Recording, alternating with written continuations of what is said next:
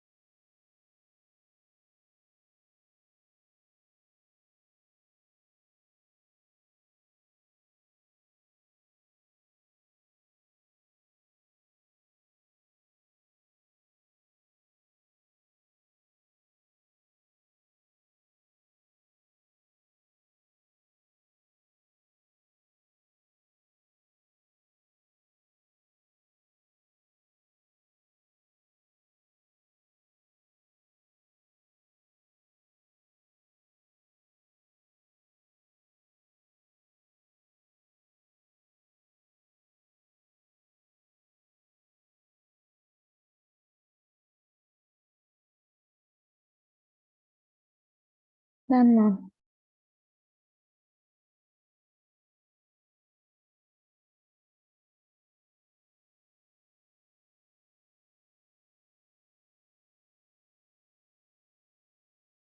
Okay, so let's just start with the second topic, right? So now coming to second topic, what is our second topic? This is GDP trends in India, China, and Pakistan. Okay, so let's just do that. So GDP trends or rate in India, China, and Pakistan. You can see that earlier in 1980 and 1990, India's GDP was 5.7, right?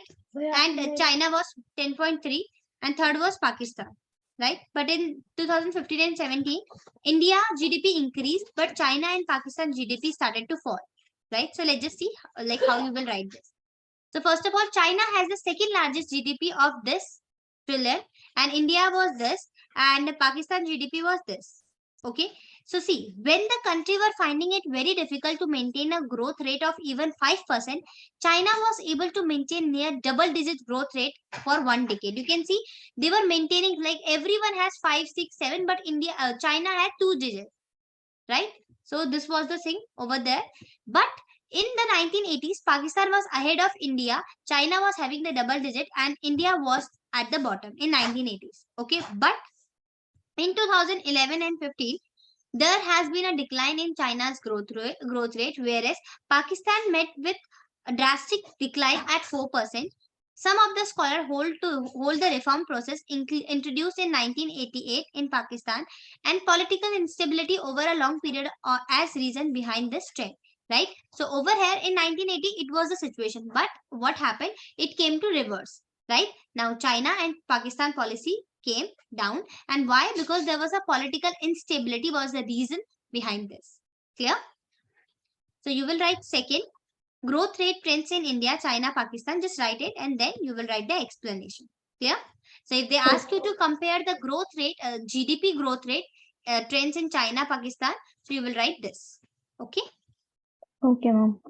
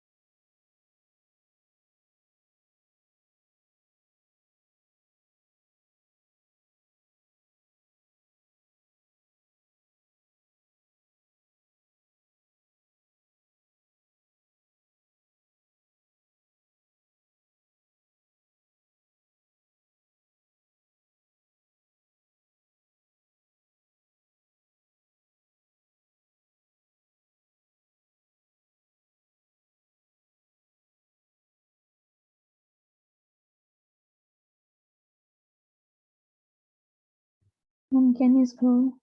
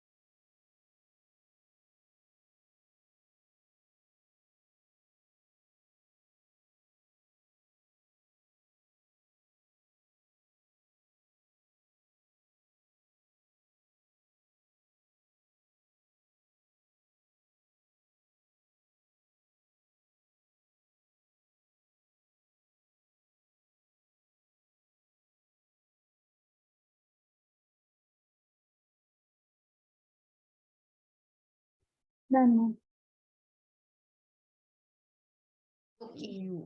Now coming to the third one, which is sectoral contribution toward GDP in India, China, and Pakistan. Okay, according to sectors. The first is share of agriculture. So in China, the contribution of GDP was, you can see, India, China, Pakistan. Agriculture, India has 17, China has least, and Pakistan has the maximum. Industry, China has maximum, second number India, third number China. Services, India has maximum, sorry, Pakistan has maximum, second number India, third number China. So see, first of all, we will discuss all the sectors. So this is third, that sectoral contribution we are contributing, like GDP, you know, but according to sector, who was contributing more? Share of agriculture. So in China, the contribution of GDP was 9% in 2015 and 17. In India, it was 17, and in Pakistan, it was 25. And share of manufacturing, in all the three economies, the industry and the service sector contributed more in terms of output. In China, manufacturing and service sector contributed the highest GDP of 43 and 48% respectively, whereas in India and Pakistan, it is the service sector which contributed to highest by more than 50% of the GDP. So the contribution of industry to GDP is at 30% in India and 20% in the Pakistan. Okay, so agriculture sector, China has the least one, but in industrial sector, you can see China has the maximum, right? Like near about contribution was more as compared to India and Pakistan. Clear? But in service sector, you can say that India and Pakistan, they are contributing more, but China was contributing less. Clear? Yes. So first of all, you will write sectoral contribution GDP in India, China, Pakistan, then A, B, and A, B, and C. A and just write A and B. Okay, so manufacturing and services, they have written in one.